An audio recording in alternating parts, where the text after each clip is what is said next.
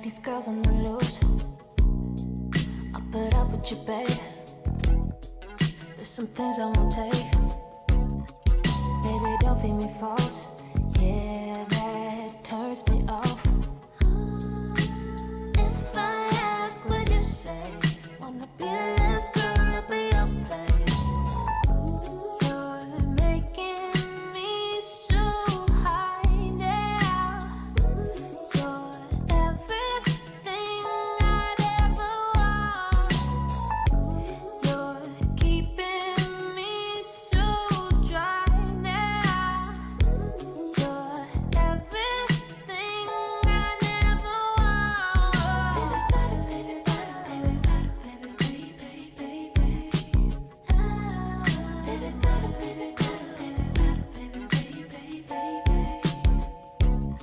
you're tryna get me to do things you want me to do. Don't need to sit down and talk. Already know what you are. Plastic on the floor, but it ain't from me. I'ma go to the place that I'd rather be. You could keep trying to explain to me. There's so many ways you could say to me. You're making me so high now. You're everything I'd ever want. You're keeping me so dry now. You're everything I never want.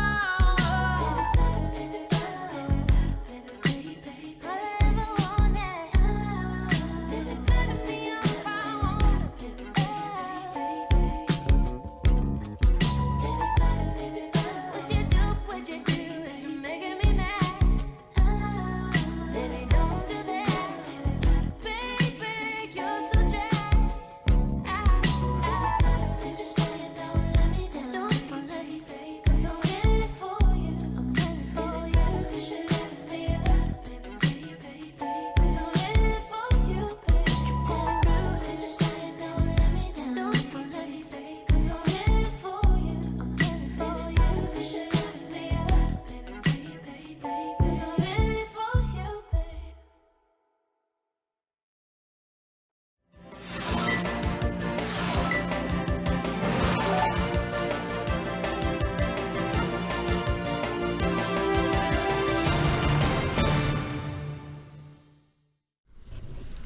안녕하십니까. 뉴스데스크의 바람잡이 지영은 기자입니다. 네, 엄정원입니다. 오늘 라이언님이 청해주신 노래인데요. 제네비브의 베이비 파우더. 네. 이게 뭔가 했더니 네. 팬들 사이에서 꽤 유명하더라고요. BTS 팬들. 그 아미죠. 그 BTS의 정국 씨가 네. 인스타 스토리에 이 베이비 파우더를 올려놓은 거예요. 그냥 추천한 거죠. 그래서 들어봤는데 너무 좋더라 네. 하면서 팬들 사이에서 트렌디한, 화제가 됐던 네, 요즘 목소리네요. 보아하니 라이언님이 아미가 아닌가 이렇게 추정을 할 수 있겠습니다. 오늘 우리 주원 씨가 치과에 가서 마취를 했는데 지금 저- 완전히 네. 풀리지 않았대요. 그래서 입 돌아간 거 아닙니다. 네, 오해하시면 안 돼요. 혹시 오늘 약간 발음이 세거나 입이 조금 이렇게 좀 부자연스러워 보이더라도 근데 이 마취가 센가 봐요. 그럼요. 3시간 지났는데 안 풀리네요. 그럼 치과 마취. 입은 그거 오물인 세죠. 건데 오른쪽으로 가네. 네. 그리고 아, 물도 잘 못 마시잖아요. 네. 질질 흘리잖아요. 이렇게 마시려고 그러면 오른쪽으로 가요. 네. 아, 참. 그러니까 오늘 재밌게 조금, 봐주세요. 네, 마취 톤을 하고 있는 거니까 예쁘게 봐주십시오. 건강상 문제 없으니까요. 네. 자, 낮에 눈에 띈 뉴스 하나만 보겠습니다. 오늘 왜 하나만 보는지는 다 아실 겁니다. 네. 화요일이니까. 네, 화요일이니까. 네. 그 KT 지니뮤직의 자회사죠. 독서 플랫폼 밀리의 서재. 해킹 공격을 받아 13,000여 명의 회원 정보가 유출됐다고 합니다. 13,000명. 그래서 밀리의 서재는 지난 4일 홈페이지에 그 해킹 및 개인정보 유출 사과문을 공지를 했대요. 그 하루 전인 3일 회원의 이메일 주소, 전화번호, 비밀번호가 유출이 됐는데 전화번호와 비밀번호는 암호화돼 있어서 식별이 불가능하게 조치된 상태다. 이런 내용이었다고 합니다. 회사 측은 뭐라고 설명을 했냐면 한국인터넷진흥원과 방송통신위원회에 본사실을 신고했고 관계기관과 긴밀히 협의해 침해에 대응하고 있다. 뭐 이런 얘기를 기본적인 얘기를 했고 그리고 정보 개인정보 유출 사례 최소 너무 수집 많아요. 원칙에 따라서 회원 아이디 및 비밀번호, 성명, 카드번호 등 금융정보는 원칙적으로 암호화되거나 직접 보관하지 않고 있다. 그러니까 뭐 피해가 그렇게 크진 않을 거라고 계속 얘기를 하고 있는 거겠죠. 하지만 뭐 이용자들은 얼마나 아우, 불안하겠어요. 바꿔야죠 비번. 네, 밀리에서 제 이용자들 홈페이지에서 개인정보 유출 내역 확인할 수 있다고 합니다. 음. 꼭 가셔서 확인해 보시고 비밀번호 변경하시길 바라겠습니다. 진짜. 삐까번쩍님, 다행이다. 저는 회원 아니에요. 침을 질질 흘리신다고 네. 서영찬님이. 네. 그 침 질질 흘리죠. 맞아요. 구한화사 아니고. 보안화사로 의심받을 만해요 네. 지금. 입이 많이 들어갔어요. 네, 개인정보. 참, 요즘에는 진짜 이런 경우 너무 맞아요. 많고. 비밀번호 해킹되는 경우 너무 네. 많아서 진짜 자주 바꿔야 되는데 또 자주 바꾸기 잘 안 돼요. 그렇죠. 요즘 같은 IT 시대에 개인정보가 엄청난 자산인데 네. 이걸 참. 네. 자, 관리를 정치수다 떨 거 잘해야 차고 되는데. 넘칩니다. 그렇기 때문에 뉴스 한 개만 이렇게 짧게 소개하고 넘어가겠습니다. 네. 8초 후에 배종호 교수님과 돌아오겠습니다. 좋습니다.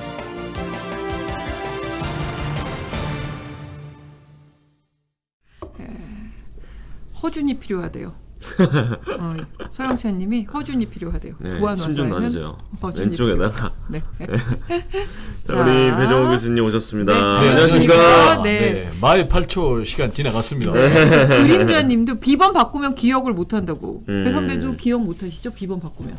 아이고 그러면 또 뭐 침이 어쩌고 저쩌고 공격받으니까. 네. 기억해야지. 저는 다 적어 놓는데 네. 바꿀 때마다 또 적어 놓는 것도 못 해가지고. 근데 이게 뭐 나이를 떠나서 젊은 사람들도 습관이 있잖아요. 그러니까요. 1, 2, 3, 4 쓰던 사람은 1, 2, 3, 4를 써야지 5, 6, 7, 8 쓰면 그게 생각이 안 영 나요. 기억 안 나요. 예, 예, 그리고 예. 뭐 느낌표를 칠 때도 있고, 맞아, 표를 맞아. 칠 때도 있고, 예. 내가 여기 대문자로 해놨더라, 소문자로 해놨더라. 특수 문자가 또 되는 게 있고 안 되는 게 네. 있어요. 그러니까 비상 메모리 수첩이 하나 있어야 되겠어요. 있어야 돼요. 있어야 돼, 있어야 있어야 돼요. 네, 쭌쭌닉님 진도 빨리 나가요. 네, 알겠습니다. 네. 가시죠. 진도 나가겠습니다. 출발. 자, 민주당이 혁신형 비대위원회를 오늘 꾸렸습니다. 네. 사선의 우상호 의원이 비대위원장으로 정해졌습니다. 네. 자, 두 번의 선거 참패 이후 두 번째 비대위입니다. 네. 그 위원장이 우상호, 어떤 의미입니까? 일단 우상호 의원은 정치적으로 상당히 좀 중립적이다라는 그 중립성을 인정을 받은 것 같아요. 왜냐하면은 다음 공천에 좀 자유로운 사람이에요. 네. 이게 무슨 얘기냐?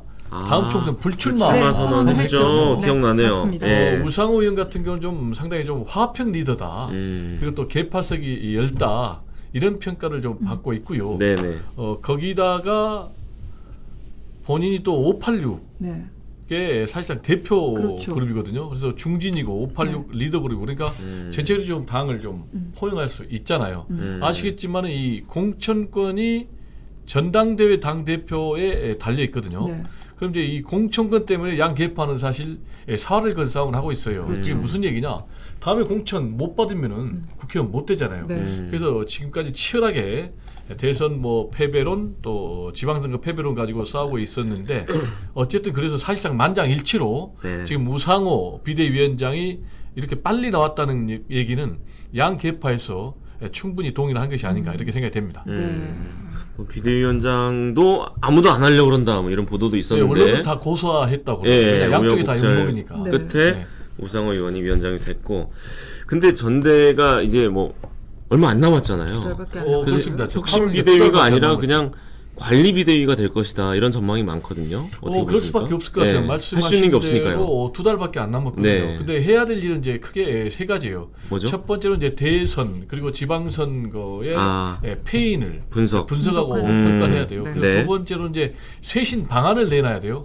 그리고 세 번째로는 이제 전당대회를 잘 치르는 건데 아시겠지만 지금 대선 패배, 지방선거 패배에 책임론 가지고 막 치열하게 싸우고 있기 때문에 네. 이 평가를 내놓는 것도 제가 볼 땐 좀 쉽지 않고 무엇보다도 쇄신론을 내세우기는 두 달로는 너무 부족하다. 그래서 이제 지금 우상호 비대위 체제에서 역시 확실하게 해야 될 것은 전당대회가 잡음 없이 끝나야 돼요. 네. 그러려면 이제 공정성이 담보가 돼야 되고 그렇죠. 공정성이 담보가 되려면은 전당대회 당대표 선출 룰이 아주 공정하게 결론이 나와야 돼요. 근데 이 룰 전쟁이 벌써부터 지금 시작이 됐어요. 네네. 그게 무슨 얘기냐? 이재명 계열에서는 그러니까 즉 친명계에서는 룰을 좀 바꿔야 된다. 구체적으로 얘기하면은 현재 권리당원이 6개월 있어야 되거든요. 선거일 기점으로 해서 그러니까 6개월 지나야 되고 또 당비를 6번 이상 납부해야 돼요. 예. 근데 국민의힘 같은 경우는 석 달밖에 아니다. 그래서 우리도 좀 짧게 좀 바꿔야 된다라고 지금 주장을 하고 있고요. 네. 그리고 이제 또 하나는 너무나 대의원 비중이 높다는 거예요. 지금 구체적으로 보면은 대의원 비중이 45%, 권리당원 비중이 40%, 그리고 일반 당원이 5%, 그리고 일반 국민이 10%. 그러니까 대의원 비중이 높은 거죠. 그래서 이걸 지금 조정하자라는 이제 그런 요구를 강력하게 하고 있고 반대로 반이재명 측에서는 안 된다. 이걸 바꾸면은 또 문제가 된다라면서 치열하게 싸우고 있기 때문에 우상호 비대위원장이 룰 문제를 어떻게 잘 치르냐라는 게 가장 중요하고 그래서 이제 전당대회를 잡음 없이 끝내야 되니까 결국은 혁신형 비대위보다는 관리형 비대위가 되지 않을까 이렇게 생각이 됩니다. 그리고 전당대회 잡음 없이 끝내기만 해도 성공한 비대위원장의 평가를 받을 수가 있다고 생각합니다. 잠깐 들어도 쉽지는 않겠네요. 그 다음 당 수뇌부를 이렇게 잘 만들어주는 것.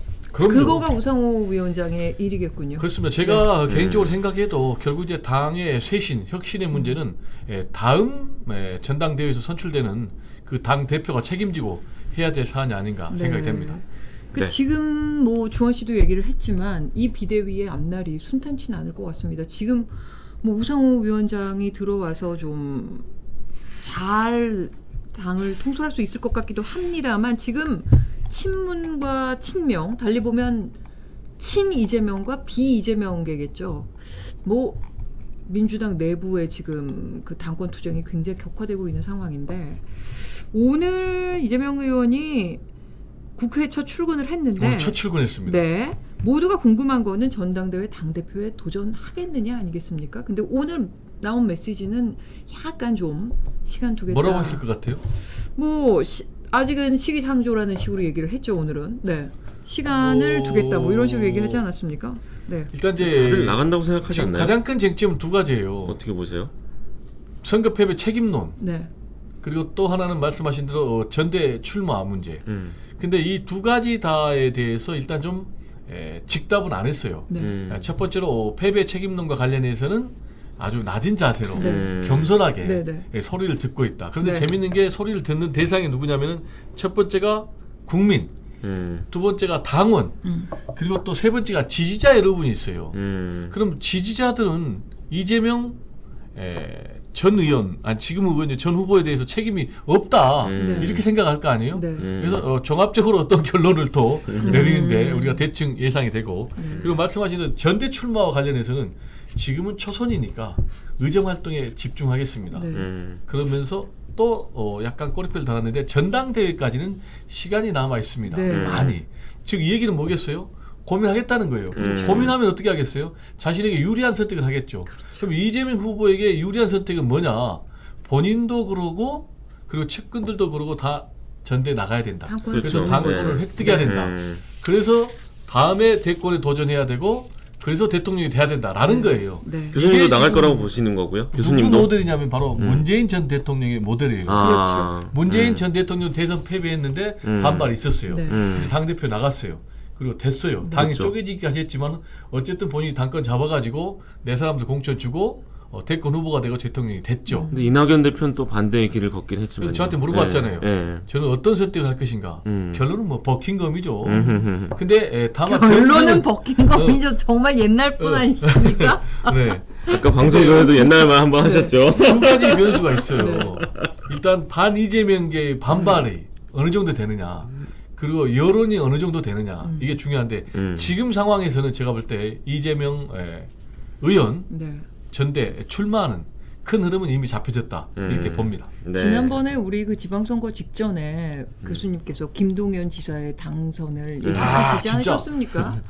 배 선배께서 그 전날 저녁 때 저한테 전화를 하셨어요. 오, 저녁 궁금하다. 7, 8시쯤 전화를 네. 해서 내가 선거 다 전날? 아니죠. 선거날. 아 선거 날. 내가 다 맞췄는데 경기만 못 맞췄다. 그때 이제 김은혜 후보가 이기고 있었어. 그 출구조사 결과 나왔을 네. 때였거든요. 뭐 어떤 그래서 신문은 이긴 걸로 나가게 됐잖아요. 그래서 제가 김은혜 아니, 후보를 근데- 못 맞춰서 밥을 사겠다 이러셨는데 5시 반에 그게 바뀌었을 줄 어떻게 너무 알았겠습니까? 일찍 그런데 포기하셨네. 말이죠. 우리 이 프리데스크가 얼마나 뛰어난 프로그램인가. 네. 아 갑자기요? 또 이 배정우 평론가의 이 네, 예지력이 네. 프리데스크는 예측 그냥 능력이 괜히 얼마나 하신 뛰어난가. 말씀이시네요. 네. 본인의 근데 얘기를 제가 하지 그때 말고. 방송통에서 얘기를 했잖아요. 네. 틀리면은 밥을 사겠다. 라고 그래서 제가 저한테 분명히 밥을 얘기했잖아요. 사겠다고 전화를 하셨는데 5시에 그렇게 뒤집힌 걸 보시고 얼마나 기분이 좋으셨을까. 그리고 또 3명의 시청자에게 제가 커피 쿠폰 드리겠다고 네. 했잖아요. 근데 기분 좋으니까 네. 신청하면 3명의 우리 열청자분에게는 커피 쿠폰 근데 드리겠습니다. 결과 12대 5는 못 맞히신 것 같은데. 네. 아 결과는 11도 맞췄죠. 네. 그것도. 11대 6이나 하신 거 아니에요? 11대 6. 아니요 그때 레인지를 두셨어요. 레인지를 레인지를 네, 두셨죠. 레인지를 두셨으니까 뭐 맞춘 걸로 가. 아, 예, 그러시죠, 그러시죠. 찍어 네, 네. 나가겠습니다. 방송 네. 3사의 출구조사가 틀렸습니다. 네, 네, 네. 그걸 알겠습니다. 맞췄잖아요. 네, 자, 자, 이낙연 대표 얘기를 해야 영찬 돼요. 서영찬님, 배종원 교수님 저랑 같은 연배시군요. 역시 결론은 버킹검이라니.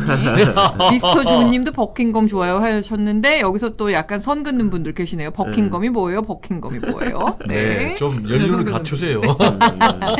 자, 그러면 다 또 진도 가겠습니다. 네네네. 근데 이낙연 전 대표 오늘 미국으로 출국했습니다. 네. 1년 일정이라 그러고 워싱턴으로 갔어요. 교환 네, 연구원으로. 네. 근데 마음은 차기 대권에 가 있을 텐데 1년 후에 돌아오면 1년 채울까요? 어떻게 보십니까? 그건 굉장히 상황에 달려 있어요. 네. 만약에 이재명 의원이 당권을 쥔다. 그래가지고 잘해버린다. 그러면은 이낙연 전 대표 같은 경우는 이제 비주류. 네. 그러니까 사실은 들어올 공간이 적은 거죠. 그러면은 적어지겠죠. 1년 기간에 다 맞춰야 될 그런 상황. 지금 이제 이낙연 전 대표가 생각하고 있는 구상은 DJ의 네. 어떤 정계 복귀 구상이에요. 그게 무슨 얘기냐? 1992년도에 김대중 전 대통령이 대선에서 패배했습니다. YS에게 졌습니다. 네네네. 그러니까 정계 은퇴를 선언했어요. 네. 정계 은퇴를 선언한 거는 뭐냐? 만약에 정계 은퇴 선언 안 했으면 YS가 보복을 할 것이다. 그러면서 영국 유학으로 이른바 좀 튄 거예요. 네. 제가 볼 때는. 그러면서 정계 은퇴 선언했는데 5개월 만에 돌아왔어요. 그리고 정계 은퇴 번복하고 현실 정치 복귀해가지고 다음에 대통령 선거 도전해가지고 대통령 됐거든요. 지금 이낙연 전 대표는 이걸 꿈꾸고 갔을 거예요. 근데 제가 말한 대로 만약에 이재명 당대표 되고 잘해버리면은 상당히 좀 1년 동안의 시간을 네. 제가 볼 때는 기다려야 될 것 같고 그렇지 않고 만약에 이재명 의원이 당권을 획득하는데 실패한다. 그리고 또 당대표가 됐는데 못한다. 그럼 본인이 좀 빨리 원대 복귀를 하겠죠. 지금 본인이 떠나면서 던진 메시지가 뭡니까?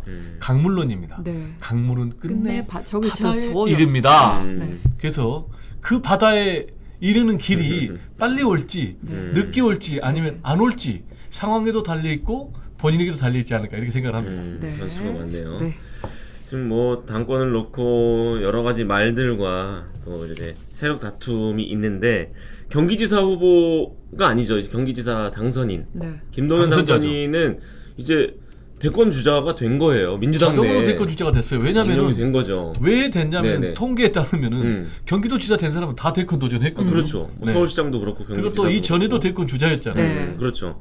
근데 이제는 좀 민주당 내에 제1야당의 대권 주자가 될 수 있는 사람이 된 건데 그래서 김동연 당선인의 입장도 궁금해요. 이 당권 투쟁 어떻게 보고 있는지. 일단 당권 투쟁에 대해서는 원론적인 얘기를 했어요. 좀 잘해라. 싸우지 말고. 근데 또 빼있는 얘기를 했어요.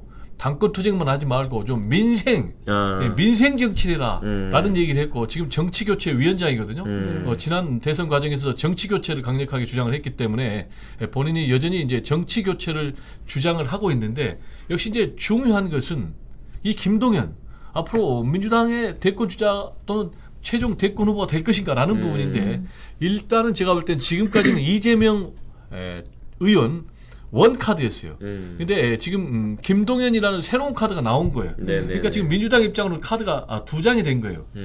당사자들 입장에서는 상당히 치열한 경쟁을 하겠지만은 제가 볼 때는 민주당 입장에서는 좀 플러스 그럼요. 효과가 나올 것 같습니다. 네. 그렇군요. 플러스 효과가 나오겠죠. 아무래도 주자가 좀 많아야 그 당이 주목을 많이 받으니까 주자가 그렇습니다. 많아지는 거는 당에는 굉장히 플러스겠죠. 근데 당권 투쟁이 지금 민주당에서만 벌어지고 있는 게 아닙니다. 선거를 2번 연속 이겼는데도 국민의힘도 지금 뭐 국민은 아주 시끄러워요. 난립니다. 네. 친윤 그룹 대 이준석 대표. 지금 뭐 주도권 다툼이 뭐 이만저만이 아닙니다. 어떻게 보십니까? 일단 주도권 다툼이 된 것은요. 윤석열 대통령이 됨으로 인해서 신주류가 네. 생긴 거예요.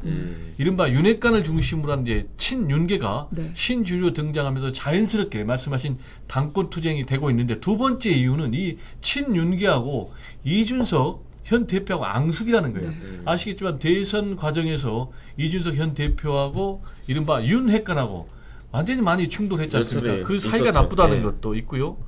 그리고 또 세 번째로는 과연 이준석의 효과가 있느냐? 지난 대선 과정 그리고 또 이번 지방선거 과정 이런 부분에 대해서 지금 친윤들은 좀 퀘스천 마크를 던지고 있고 마지막으로는 야 이준석 대표가 새 정부에 도움이 되는 거야?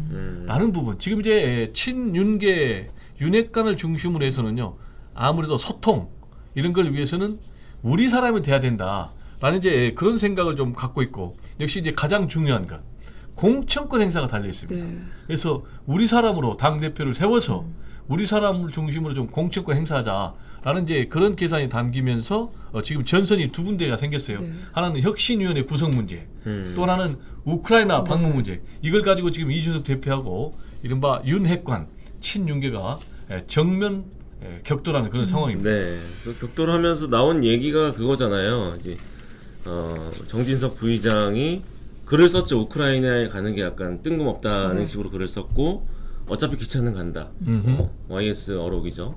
이렇게 기차는 간다 앞에 있죠. 개가 지도도. 그렇죠. 그건 개가 YS 지도도. 어록이고 그렇죠. 이준석 대표는 그걸 빼고 어차피 기차는 기차는 간다. 간다. 이렇게 그러니까 썼더라고요. 가로하고 네. 개가 지도도 있는 거예요. 교수님 눈엔 그게 보이시는군요. 보이죠. 네. 이 양측의 어떤 주장들을 어떻게 평가하시는지 궁금합니다. 일단 뭐 양측의 주장들 다 이제 자기 주장을 얘기하고 있는 것 아닙니까? 네. 일단 뭐 주장 전에 그 카드를 뽑아둔 배경 이준석 대표가 카드를 2개 뽑았잖아요. 네. 혁신위 구성. 근데 혁신위 구성은 패배한 정당에서 뽑는 카드거든요. 근데 이긴 정당에서 그걸 뽑았어요. 네. 그래서 일각에서 뭐라고 야 이준석 역시 머리 좋다 라는 거 하나 또 우크라이나 방문도 상당히 좀 뜻밖이에요. 집권당 대표가 이것과 관련해서 지금 친윤에서는 머리 좋다. 왜냐? 지금 걸려있는 문제가 있어요. 성상납 의혹 그리고 증거인멸 교사 의혹과 관련해서 윤리에 회부돼 가지고 지금 징계 절차가 개시가 됐거든요. 네네. 그럼 징계 절차는 4가지입니다. 제명부터 시작해서 당원권, 뭐 정지, 뭐 출당 공고 그리고 경고. 가장 낮은 경고만 받아도 치명타인 거예요. 그래서 현직 대표니까요. 그렇죠. 예. 그래서 이제 집권당 대표가 윤리에 해부된 것도 우리 정치사에 제가 기억으로는 처음이고요. 징계 절차의 개시도 처음이고 결론이 나온다면 그것도 처음인데 네. 결론이 나온다면 현실적으로 이준석 대표 당 대표직을 유지하기 좀 어려워 보이는데 지금 그래서 이 우크라이나 사태 관련해서 강력하게 지금 공격을 하고 있어요. 네. 윤핵관 뭐라고 얘기하느냐 자기 정치하고 있다. 네. 그리고 이인재 고문 같은 경우는 네, 좀 철없는 정리해야 어린아이 되는데, 같다. 네. 그러면서 뭐 기차는 간다라고 얘기하니까 폭탄 잔뜩 실렸다. 네. 국가 이익을 보고 생각해라라고 얘기하고 있고 또 윤핵관에서는 아무래도 지금 시기 방식 다 좋지 않아. 외교 안보 관계들도 반대하고 있어. 그러니까 또 이준석 대표는 이게 무슨 얘기냐. 윤석열 대통령이 지금 뭐 전 세계를 상대로 역할을 지금 대한민국 역할을 강조를 했는데 네네. 그리고 지금 오히려 지금 러시아 편드는 거냐 이렇게 좀 반박을 그러니까요. 하고 있는 상황. 근데 지금 뭐 대선 때도 그랬고 지방선거 때도 그랬고 지금까지 이렇게 보면 이준석 대표라는 사람이 참 독특한 사람인 건 맞는 것 같고 독특한 표현이 맞는 것 굉장히 같아요. 굉장히 이제 뭐라 그럴까 머리는 좋은데 독특한 재승 사람인데 박덕성. 이번에도 음흠. 이렇게 당내 이런 분위기를 무릅쓰고 음흠. 저렇게 하고 있는 거에는 어떤 계산이 있는 걸까요? 아까 제가 노림수가 말씀드린 대로 뭘까요? 살아남기 위한 것이죠.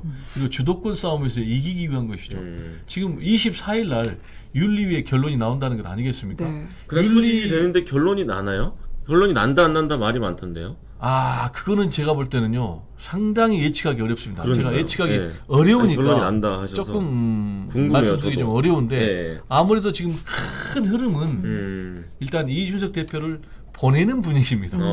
그러면은 윤리위에서 결론이 나와야 돼요. 네. 다만 그 시점은 꼭 24일이 될지는 모르겠어요. 네. 그게 무슨 얘기냐면 당 대표 임기가 6개월 남았느냐, 6개월 이상 남았느냐에 따라서 상당히 양상이 바뀝니다. 네. 그게 무슨 얘기냐? 6개월 미만 남으면은 당 대표를 새로 뽑지 않습니다. 잔여 임기가 만약에 6개월 이상이 남았으면 새로 뽑아야 되니까 거기에 대한 어떤 윤핵관 측에서 전략적인 판단을 어떻게 하느냐에 따라서 발표를 할 수도 있고 안 할 수도 있고, 다만 네. 모든 것은 결정권은 윤핵관이 쥐고 있다라고 저는 생각을 합니다. 네. 시간이 없으니까 빨리 요거 네. 하나 여쭤보면 네. 법무부 인사정보관리단 네네. 오늘 출범했는데 양측의 네. 입장이 그래요. 인사검증 영역이 음지에서 양지로 나온 거다. 이런 입장이 있고 오케이. 반대쪽에서는 그게 왜 하필 법무부냐, 왜 권력을 거기 집중하냐, 어떻게 보세요? 일단 뭐 권력 집중에 대한 우려는 틀림없이 있죠. 그리고 또 무엇보다 중요한 것은 현행 법 위반이라는 게 그런 위법 논란도 있거든요. 네. 근데 지금 보니까 초대 단장에는 인사 전문가, 그러니까 행정관료를 세웠어요. 네. 근데 역시 가장 중요한 것, 인사정보 1담당관에서 3평 해가지고 다 검증을 하는데 여기는 역시 검사 출신이 됐어요. 근데 최근에 인사를 보면은 상당히 우려됩니다. 신임 금감원장도 네. 검사 출신. 오늘 나왔죠. 윤석열 대통령 핵심 측근이 됐어요. 네네. 공정거래위원장도 역시 검사 출신. 네. 이 사람도 윤석열 사람입니다. 성남 지청에 근무할 때 같이 카풀 인연이 있고요. 그리고 국정원 기조실장, 여기도 조직관리 예산총괄 다 하는데 네. 여기도 지금 윤석열 측근입니다. 그리고 또 국무총리 비서실장 역시 검사 출신입니다.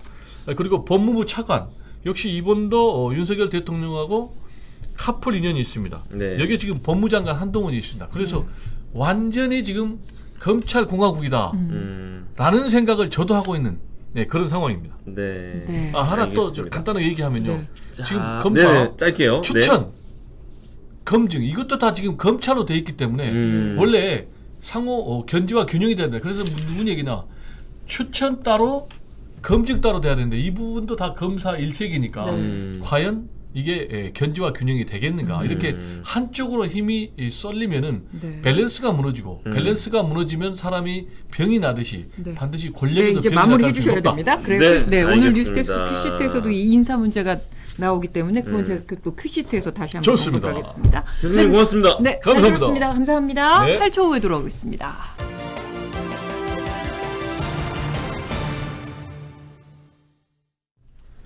네, 빠르게 가볼까요? 네, 오늘 톱이 오늘 배 교수님께서 방금 말씀하신 말씀하신 그 인사 문제입니다. 네네. 금감원장 이복현 전 부장검사가 내정이 됐습니다.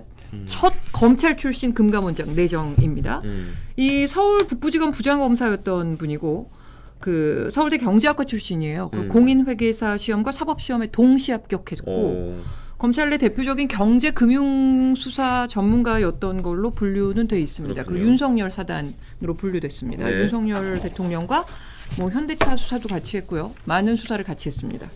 그리고 금융위는 검찰 재직 시절 굵직한 경제범죄 수사 업무에 참여해 경제정의를 실현한 경험을 바탕으로 금융기업의 준법 경영 환경을 조성하고 뭐 어쩌고저쩌고 이렇게 재청 이유를 밝혔습니다.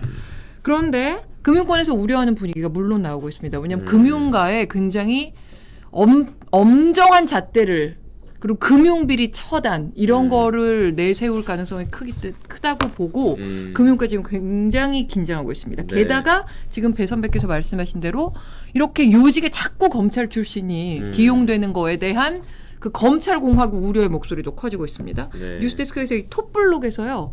오늘 조금 전에 얘기한 그 인사정보관리단 출범 소식까지 합쳐서 친윤 인사 관련 뉴스를 세 꼭지에 걸쳐 깊이 들여다보겠습니다. 네, 다음 자, 소식은 물가 폭등 소식을 계속 전해드리고 있는데 오늘 어우. 뉴스데스크에서는 42%.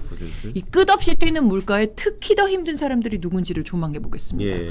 뭐 노량진 고시촌의 컵밥 가격도 올랐다, 편의점 도시락이랑 1,000원 커피도 올랐다, 뭐 이런 얘기 많이 전해드렸는데 지금 취준생들은 물론이고 저소득층이 정말 힘들다고 합니다. 통계청의 통계 최근 나온 걸 보니까 가처분 소득 중에서 식비에 쓰는 비중이 얼마나 되느냐를 알아봤더니 고소득층 같은 경우는 13%였는데요. 네. 저소득층은 42%가 됐다고 합니다. 절반에 물가가 다다르고 뛰면은 있어요. 급여는 안 올라가니까 저 예. 비중은 더 커질 겁니다. 아, 그리고 이런 저소득층에게 무료급식을 제공하는 무료급식소도 지금 재료비가 너무 상승해서 아주 직격탄을 맞았다고 합니다. 한 무료급식소 지난 3월에는 일주일 평균 식재료비가 약 80만 원 정도였는데요. 네. 지난달엔 약 130만 원이 됐다고 합니다. 근데 50만 물가는 원 계속 정도예요? 뛰고 있으니까 앞으로 더 힘들어질 것 같고요. 하나만 더 전해드리고 네. 마무리하겠습니다. 휴가철이 곧 시작되겠죠.